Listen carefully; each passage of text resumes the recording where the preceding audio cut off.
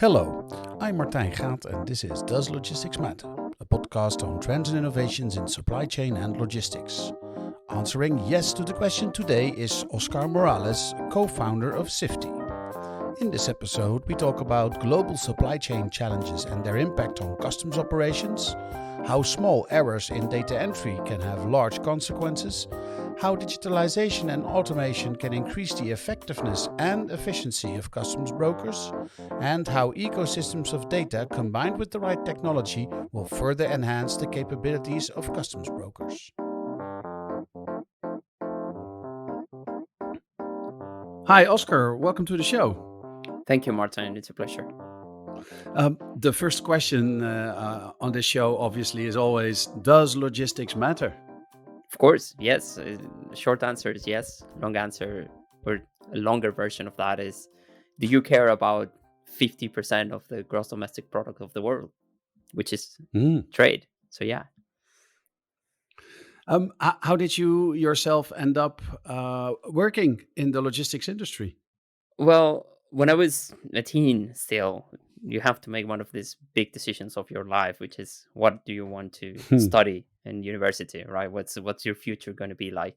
And back then I wanted to travel the world. I wanted to see places and know people from different cultures. And the only major that related me to that was international business and trade, because it said international.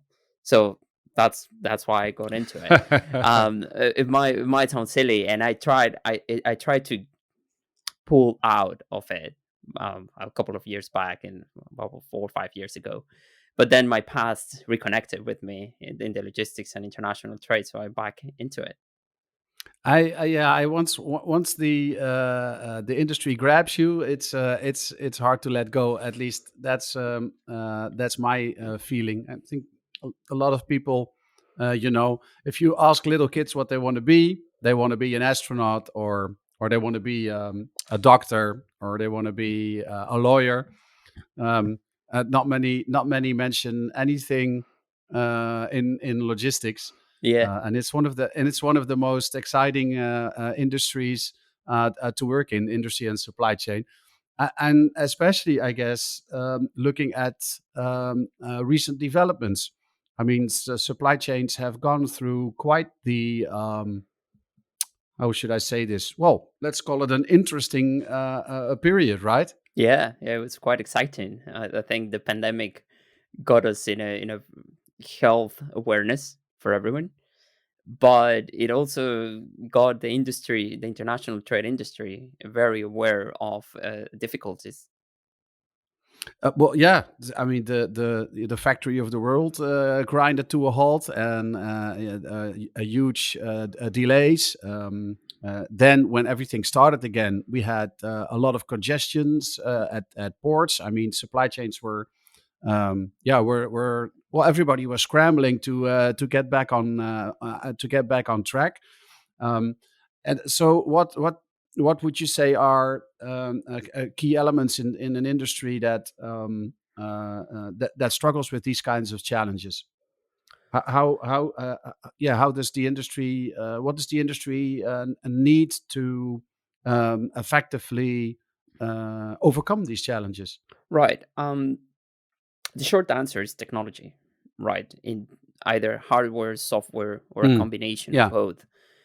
The industry in general, supply chain, international logistics, I believe it has been a bit forgotten by high tech advances for a very long time. I mean, and don't get me wrong, the appearance of containers and new fuels, barcodes, ERP systems, that's all good, and it has helped Yeah. international trade becoming better, more efficient, uh, cheaper as well. But still, there's a long road to go when you see how these bottlenecks appear all of a sudden. And I remember the story I read about a year ago about the longer waits of container ships at a port in the US, a Long Beach port, which were about Yeah. months of containers piled back, because they didn't have the human capacity to offload them. So the whole Yeah. industry just turned their eyes into how do we fix the bottleneck that it's so huge, and we didn't know, we didn't realize it until it hits you in the face, right? So technology, software, Yeah. hardware, it is the answer. And now the investment into these new technologies that are combining machine learning, artificial intelligence, data science with machinery, with smart hardware, IoT, and all of these things are resurfacing now to focus on an industry that is not only in a hurry to get to get all this high tech, but also it's a huge market. If you think about it, and I said at the beginning of the podcast, it's about, depending on the source, but it's around 50 or 60% of the world's GDP. That's international trade, Yeah. and it's That's it's that's fragmented. huge. It's highly fragmented. There are a lot of players. There are a lot of hands touching everything that we buy from overseas. um, I believe there's about 80 to 90% of the things that surround us right now, they're not from the country where you live. So they're sourced somewhere, they're Hmm. manufactured somewhere else, and you're consuming it. So I guess what I'm trying to say is that we're now figuring out the volume of market share that there is, the opportunity, and Hmm. and how technology can improve and make it better, not only for the final user, but even for the stakeholders within the supply chain. Yeah, I'm guessing people are both the enabler and also the limiting factor when it comes to supply chains. I mean, they are an enabler in the sense that everybody wants everything from everywhere. Right. So that means they are the enabler because they're buying the stuff, and so people need to produce it and they need to ship it across the world. So the people are the enabler, but people are also on the other side, the hand, the what was the word I was using? Well, part of the problem because there's just simply not enough people working in logistics, and Yeah. it's the offloading of the ship. It's the truck drivers that need to get the containers out of the port. Um, but also in what we've seen in recent years, for example, with the Brexit, with the UK leaving the European Union. Um, there was a huge shortage of customs personnel as well. Right. S- Um, and I guess what you are saying is that where technology can help is by partly solving this the shortage of people problem. Right. I'm gonna develop this idea into three components. So the first one, and we believe it's the Yeah. most important at the company, it's the human component working with efficient software. If a company that builds a machine learning and AI solution and sells it to a Hmm. B2B solution, software as a service in the cloud and all these fancy words, but at the end, it Yes. doesn't really make more efficient the operation, that's not really working. So if the human needs to take Hmm. more steps than it used to take before to make it work, or it just changed the platform that sounds better or gives a let's say a fancy graphic at the end, that's not really working. What we're trying to figure out is how to make a human work faster, more efficient, and increase the throughput Yeah. of merchandise throughout the supply chain. The second one is talking about the supply chain itself. And I'm talking about the international supply chain from the producer to the user in different countries, right? Um, Hmm. we believe that all efficiencies, investments made in technology throughout the supply chain, the international supply chain, can be lost with a single human or computer error at customs. So let's think about a digit. You forgot to add a zero at the in the Yeah. middle number of your commercial invoice that you digitized or had to retype for your customs Yeah. Yeah. declaration. That's it. Your consignment, it's immediately stopped. It has to be checked. In best case scenario, that's going to be a delay of 8 hours. Worst case scenario, it's weeks, Yes. right? And that hurts Yeah. the local market, that hurts the final consumer, that hurts the whole economy, because that delay costs money. Every minute spent in a customs area, it's getting charged to the final buyer. So everything becomes more expensive and things are more complicated. Um, and I believe customs have been this black box, right? And I believe we have spoken a bit Yeah. um, outside of this conversation about how customs have been obscure for the market, and it's not the fault of brokers or the authorities. It's just the way it has been. It's better for them to act Yeah. as swift as possible on behalf of the private sector. But it is time for them to Hmm. get an upgrade as well, to get a technology upgrade. And this is relating to the data sharing and how data should connect everything. The more data available for companies like ours, the better solutions we can provide to make international trade more efficient. Yes. So the part of international trade that obviously involves customs, if I hear you correctly, currently has a how do I say this, a quite larger component of manual data entry, so to say, than necessary. Exactly.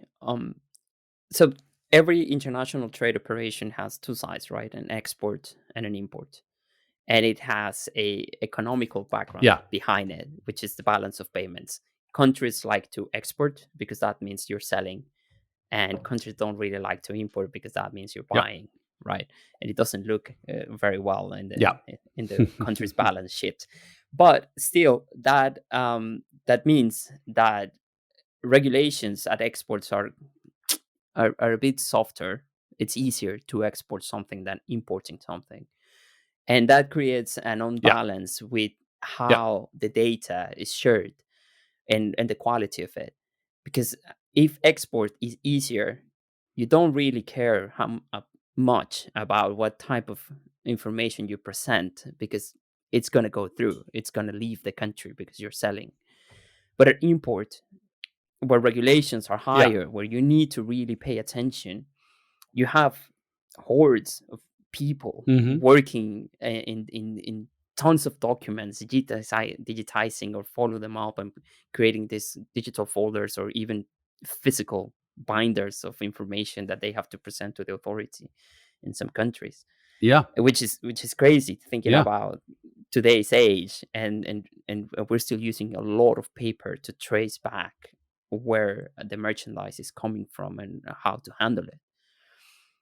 The idea now is, how can we transform all that raw data into information that it's useful before the shipment arrives, because we have time. I mean, most of the trade is done by sea, right? We have Yes. Yeah. enough So that time gives us to weeks, right? prepare, right? I mean, in the worst case scenario, at least Yeah. days, but even 2 hours should be enough to prepare yourself as a customs broker to have all documentation ready, pre-verified, reviewed, and just to present it when the merchandise is there to get it across the border.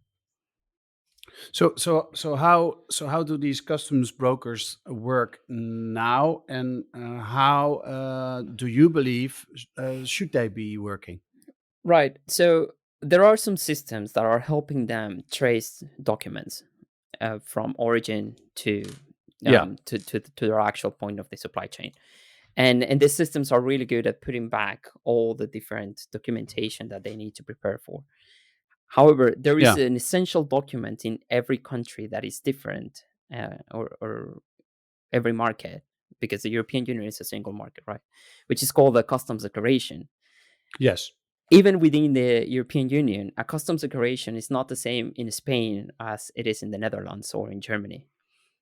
And it's now that Brexit Mm. happened, the UK has a new form of customs declaration.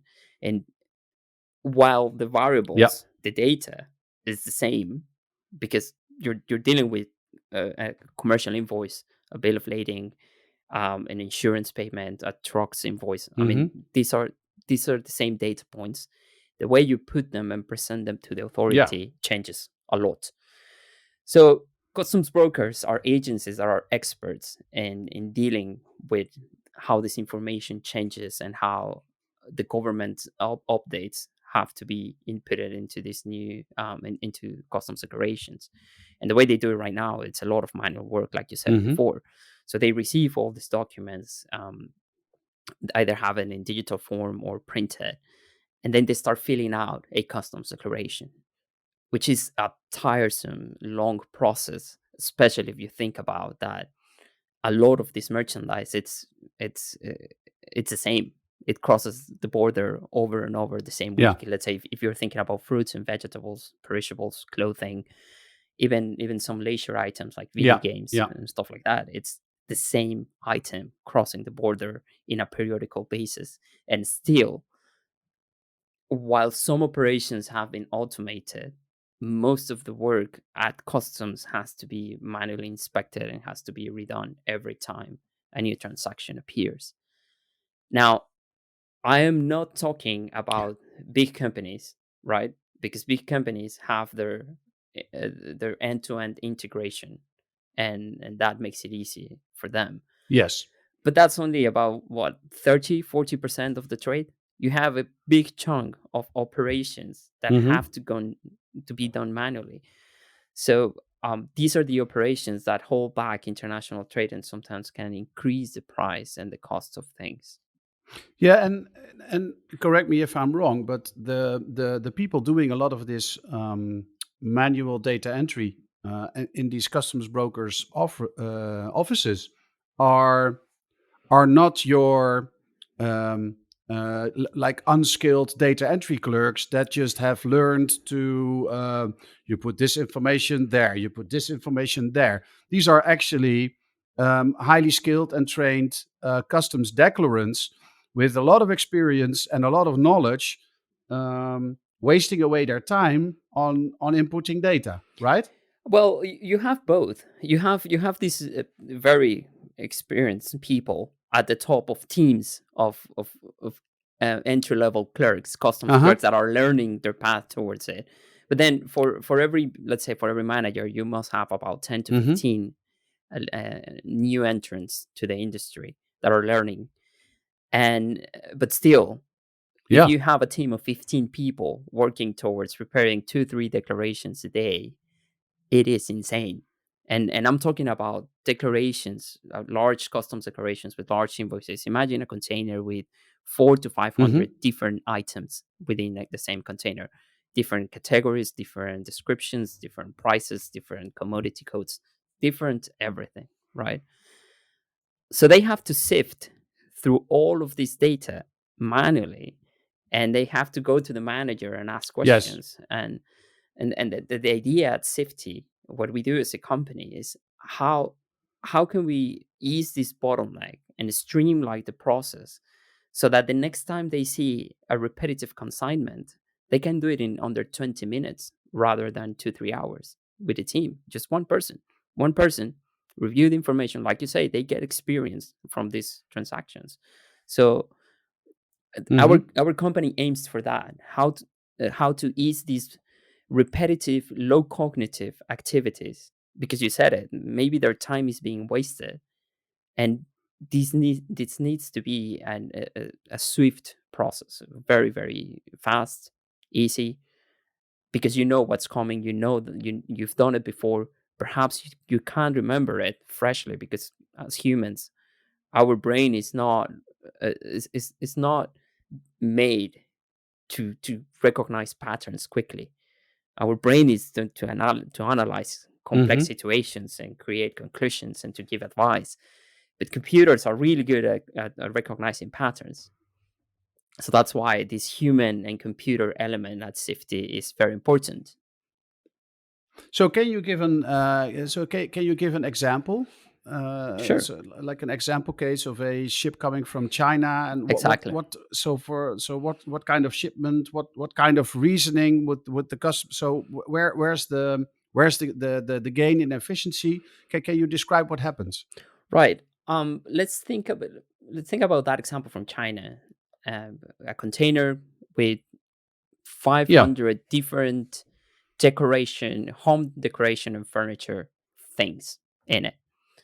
And the customer in the UK wants to put that in several shops around the country, and it's importing it from one company in China. Yeah. So the buyer in the UK Mhm. hires a customs broker, and the customs broker receives a ton of documents, and one of them is a commercial invoice. The commercial invoice has Yes. 5 pages, 400 items, different descriptions, and the original invoice only has a Yep. description, a quantity, a price. That's it. So first step is for customs broker to identify what is the commodity code for each one of those items. Some of them will be repetitive, some of them will be different, but that depends on the content of the item, right? Once they've done that, they can't put the same description as it is in the invoice, because that's not what the authority wants to read.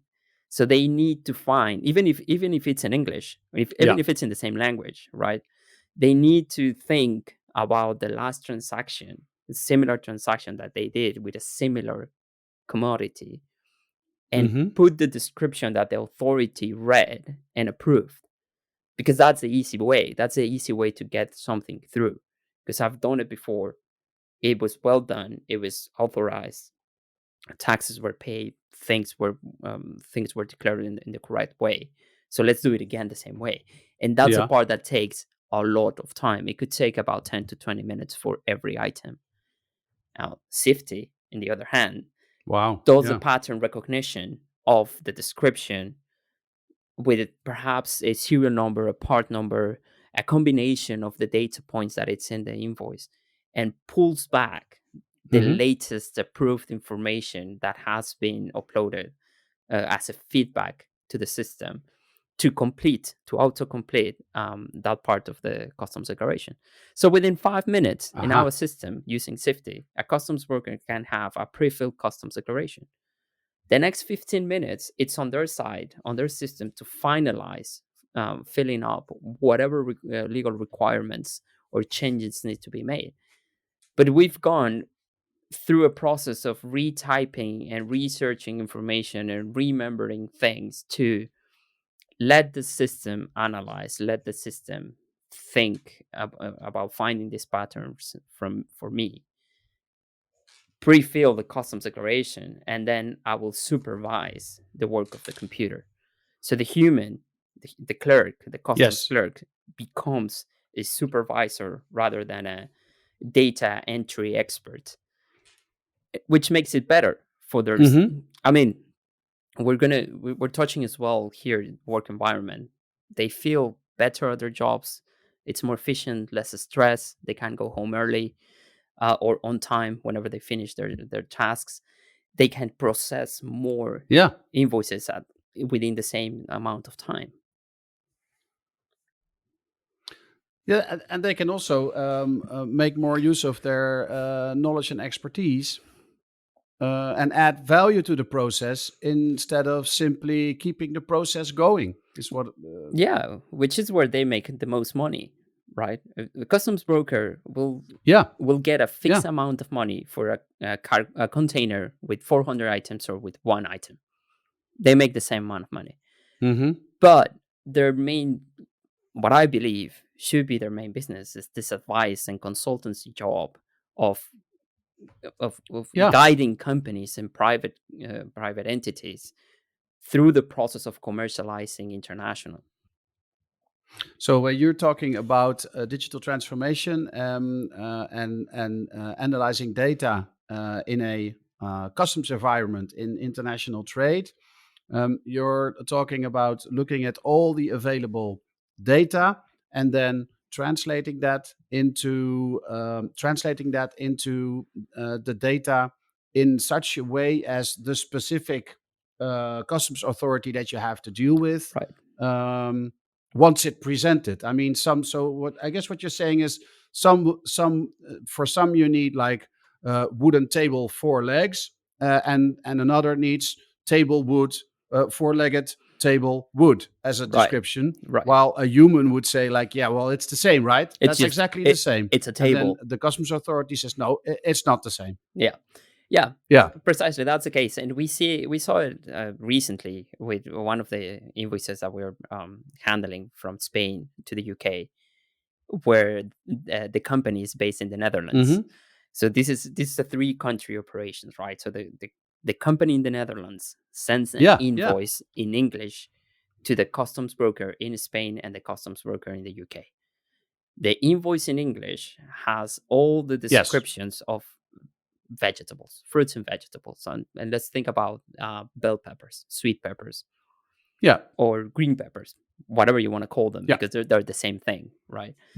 So we need to Mm-hmm. translate that information into Spanish first for the export customs declaration. And it has to be precise in Spanish from Spain for what the authority wants to read. But then that customs declaration for Yeah. export is useless when you want to do the import side, because then you need the information in English. But bell peppers is not the best way to represent with the authority here in the UK. You need to present it as sweet peppers. So these translations, Aha. that's what it takes so long. And I mean, customs brokers, they have a myriad of transactions every week. So they can't remember freshly unless you have one person working only for that operation. But that's not cost efficient. That is a waste of resources again. Mm-hmm. So then you have Sifty coming in, understanding the variations, because we know we're talking about an entity in the Netherlands that we know of, an entity in the UK, and an entity in Spain, that the 3 of them are engaging in international trade. In this Mm-hmm. way, the system understands the pattern and knows how to translate each one of the phrases and the commodity codes to the correct one, depending on the type of declaration that you're presenting. So an export declaration for Spain, an import declaration for the UK, a correct documentation for the transporter, perhaps, if it's needed. So all of these repetitive tasks, because I mean, this is a repetitive operation. It happens every 2-3 weeks. Mm-hmm. So before Sifty, the customs broker have to put a team of people analyzing these invoices and then kind of highlighting, because this is old school, right? They print the invoice, they highlight whatever items they need to group together. And then in a computer, they put the groups and they do the calculations, and then they start filling in the customs declaration. 2 hours have passed. Yeah. Sifty does it in 10 minutes or 5 minutes.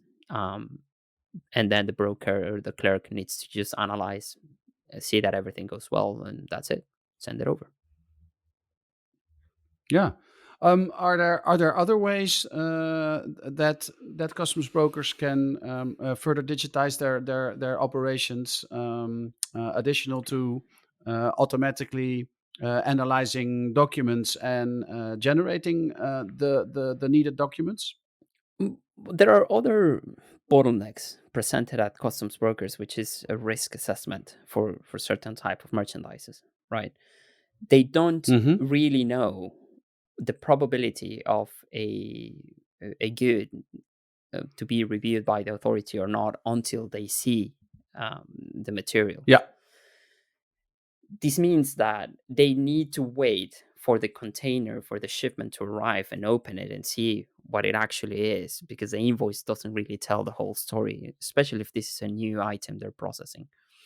We have a second Yeah. piece of Yeah. software that is a risk assessment algorithm with a lot of, well, it's a huge database of about 5 million past transactions of things that have cross borders. Mm-hmm. So they're verified by the authority.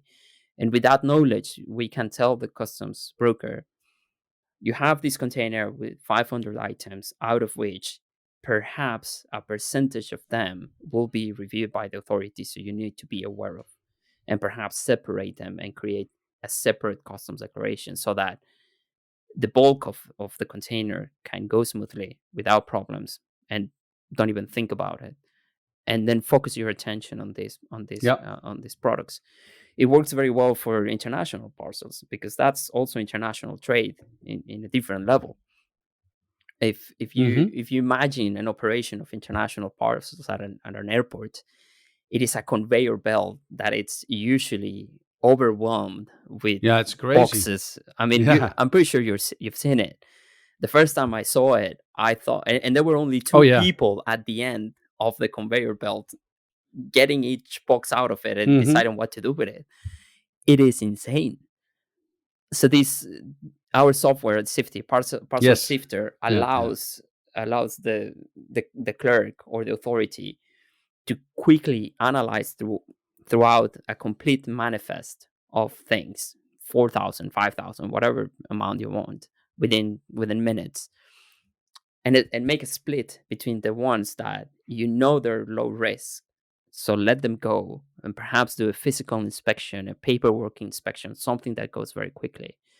And then the rest, the 15, Hmm. 20%, just focus your attention on that. But if you have only 20% of the parcels to work on, that's no issues. That can be done very fast, very quickly. It goes smooth, and then you have 80% of the things gone. Yeah, interesting. So, Oscar, if we would, now I'm going to ask you to look forward, Right. right? I mean, we've looked at digital transformation or digitalization in international trade, and then specifically related to customs processes.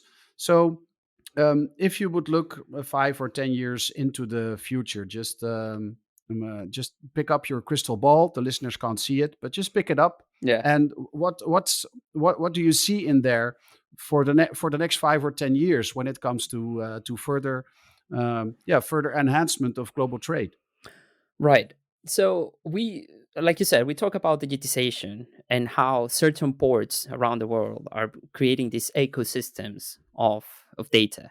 You had a podcast with the authority of the port of Yeah, Rotterdam, where the insight was we're putting yeah. The Port of together Rotterdam is an excellent example. we're putting together all this infrastructure in the cloud so that you can have available data.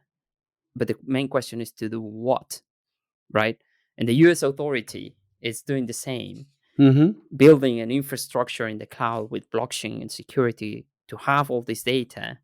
But again, to do what? And this is where companies like Sifty come into play, because we're able to gather all that data because we Yes. understand it very well. We know how to work with it. Our team in the company, they're expert data scientists and machine learning engineers, but also experts in logistics. So we understand how the data flows and how to accommodate it in a way that it's useful Hmm. for the people consuming it. So instead of just plugging into a pipeline of data, we the future is that it's an ecosystem of data shared between ports. And let's take this example, Rotterdam and an US port, whatever you want. Um, Hmm. Plugging it together, but then having a company like us coming in and say, well, with this data, I can create customs declarations with a simple, let's say, 3 clicks for the companies that trade together between those two ports because we have the data. It's there. We just need to pull it Yeah. and rearrange it. Yeah. We can translate documents with ease because the data is there. We know, even if it's in English, translation is necessary because we spoke about it, right? The the information presented in Yes. Rotterdam Yeah. might Yeah. not be the same in the US. So we need to translate that. We can make a risk assessment. We can codify goods really, really quick.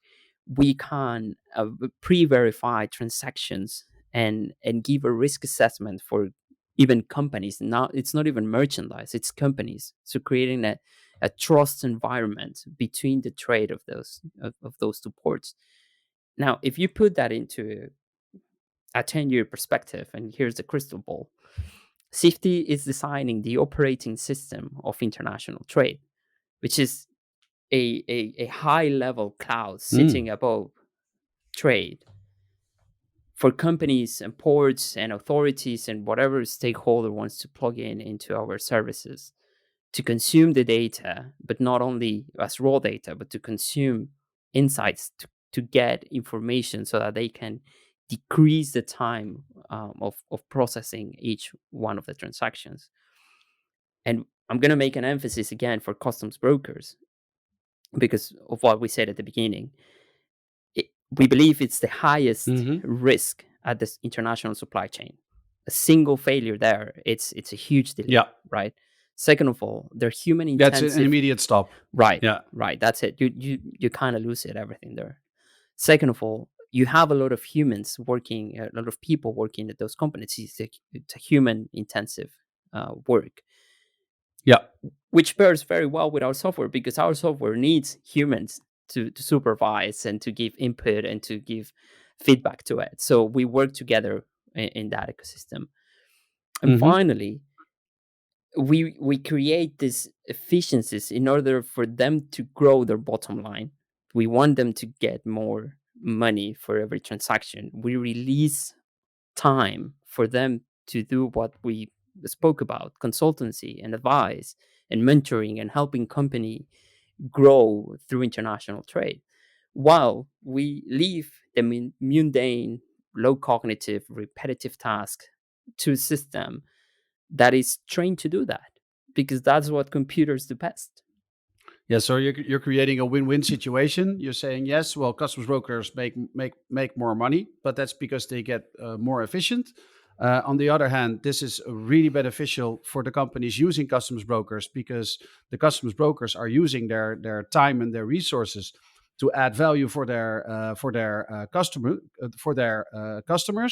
and then in the end, that benefits global trade as a whole because global trade as a whole becomes more efficient.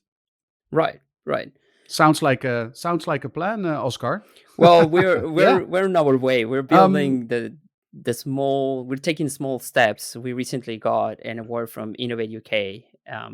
It's a innovation body in the United Kingdom to build the third solution of products and then continue building our solution towards that future of connectivity, data, and efficiency. Well, congratulations on the award, and you just keep that crystal ball on your desk, and keep your eye on that global operating system for international trade, because that sounds like a good idea. Oscar, I'd like to thank you for sharing your knowledge on digital transformation. They used to call data lakes. I think we have data oceans by now. Right, definitely. And the way how machine learning and artificial intelligence will help. I guess propel global trade into the 22nd century. Thank you, Martijn, for having me. It was a pleasure talking to you. Thank you for listening to Does Logistics Matter? For more on trends and innovations in supply chain and logistics, visit our blog on logisticsmatter.com. If you want to be a guest on this podcast, please send an email to podcast@logisticsmatter.com. This podcast was produced by Dimitry VleugelThe. The music is based on a sample by Ragaman and produced by Michael Spengler. This episode was sponsored by Sifty. Sifty applies machine learning to sift through thousands of data points in seconds, reducing repetitive tasks and saving time for customs brokers. With this approach, Sifty will change the flow of information in international trade to make it better together. For more information, visit siftyml.com.